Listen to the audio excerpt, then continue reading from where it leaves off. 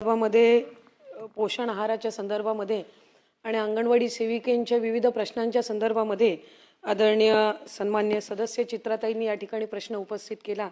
खरं तर THR हा ड्राय रॅशन स्वरूपामध्ये पुरवण्यात येऊ नये असं केंद्र शासनाने त्या ठिकाणी सूचित केल्यामुळे THR हा मायक्रो न्यूट्रिएंट फॉर्टिफाईड प्रीमिक्स या स्वरूपामध्ये जे काही केंद्र शासनाने आणि केंद्राच्या महिला व बालविकास विभागाने जे काही नियम आणि निकष 12 सप्टेंबर 2022 रोजी त्या ठिकाणी दिले त्यानुसार त्याच्यामध्ये प्रोटीनचं काय कंटेंट असलं पाहिजे, विटॅमिनचं काय कंटेंट असलं पाहिजे यानुसार ते देण्यात येतं। आणि म्हणून 2023-24 पासून THR पद्धतीनं त्या ठिकाणी हे प्रीमिक्स जे आहेत ते देण्याची सुरुवात झाली।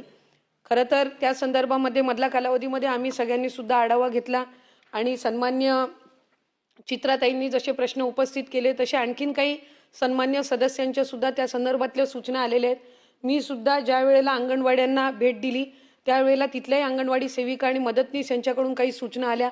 मी सुद्धा ते दिलं जाणारं प्रीमिक्स जे आहे ते प्रत्येक ठिकाणचं किमान 4-4, 5-5 ठिकाणचं मी सुद्धा त्या संदर्भामध्ये त्याची अगदी टेस्टिंग करून आम्ही त्या सगळ्या गोष्टी फेर तपास किंवा त्याची सगळी जी माहिती आहे ती त्यानुसार घेतली।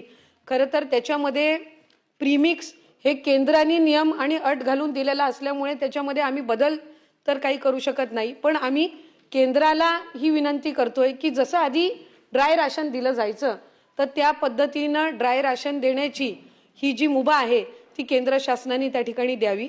पण ती मिळेस्तोवर या आपण ज्या काही त्याच्यामध्ये सूचना दिलेल्या आहेत जसं त्याचं रेसिपीमध्ये काही बदल करता येईल का, तेलाचा त्याच्यामध्ये जो काही आपल्याला वास येतो आणि त्याच्यामुळे त्या चवीमुळे ते लहान मुलांकडून ते बालकांकडून खाल्लं जात नाही, तर त्या संदर्भातल्या आपण ज्या काही सूचना दिल्यात त्याच्यामध्ये जवळपास 1.5 ते 2 महिन्यापासून विभाग म्हणून आम्ही सुद्धा काम करत आहोत आणि त्याच्यामध्ये ती सुधारणा आणण्याचा आपला प्रयत्न आहे।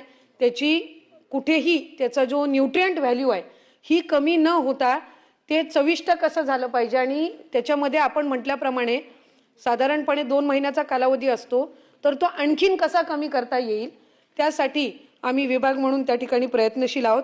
या व्यतिरिक्त आपण अंगणवाडी सेविकांबद्दल काही प्रश्न उपस्थित केलेत। खरं तर स्मार्टफोन हा त्यांचा गेल्या अनेक वर्षांपासूनचा प्रलंबित विषय होता, पण गेल्या वर्षी आम्ही गेल्या अनेक वर्षांपासून प्रलंबित असणारा तो त्यांचा विषय त्या ठिकाणी मार्गी लावला।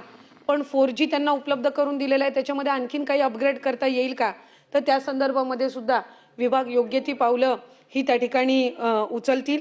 FRSच्या संदर्भामध्ये खरं तर आपण या ठिकाणी प्रश्न उपस्थित किंवा आपण काही सूचना मांडल्यात। THR डिस्ट्रीब्युशन जे FRSच्या माध्यमातून होतं त्याच्यामध्ये साधारणपणे जानेवारी 2026चा जो रिपोर्ट आहे त्याच्यामध्ये 85% अधिक ही त्याच्यामध्ये जी काही नोंदणी आहे ती त्या ठिकाणी झालेली आहे। त्याच्यामुळे या सगळ्या परिस्थितीमध्ये आम्ही अधिकाधिक हा आहार पोचवून त्या मुलांना पोषण आहार वेळेत मिळणं, त्या बालकांना आणि कुपोषणाचं प्रमाण हे कमी करणं यावर अधिकाधिक लक्ष केंद्रित करत आहोत। आपण याआधी सुद्धा राज्यातील आदिवासी भाग सोडून इतर यांना सुद्धा अमृत आहार योजना त्या ठिकाणी लागू व्हावी या संदर्भामध्ये आपण सूचना मांडलेली आहेत। त्यामुळे त्या संदर्भामध्ये सुद्धा सकारात्मक पद्धतीनं आम्ही, कारण ही आदिवासी विभागाकडनं तो निधी महिला बालविकास विभागाला मिळतो आणि त्यांचा तो फक्त तेवढ्या घटकापुरतं मर्यादित असतो। आता त्या व्यतिरिक्त जर करायचा झाला तर त्या संदर्भातला योग्य तो प्रस्ताव तयार करून आम्ही तो सुद्धा शासनापर्यंत आम्ही सादर करू। अंगणवाडी सेविकांच्या प्रश्नांच्या संदर्भामध्ये नेहमीच महायुतीचं सरकार किंवा विभाग हा अग्रेसर राहिलेला आहे।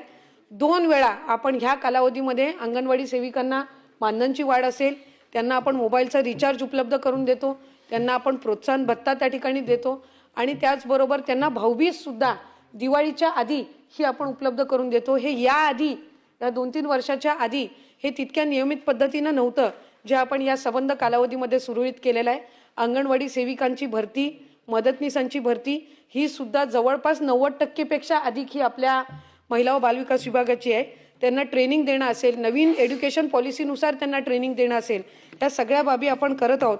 कारण पोषण भी पढाई भी ह्या दोन्ही गोष्टी ह्या आपण त्यामध्ये अधिकाधिक या नवीन सर्व धोरणामध्ये अंतर्भूत करण्याच्या दृष्टिकोनातून काम करत आहोत।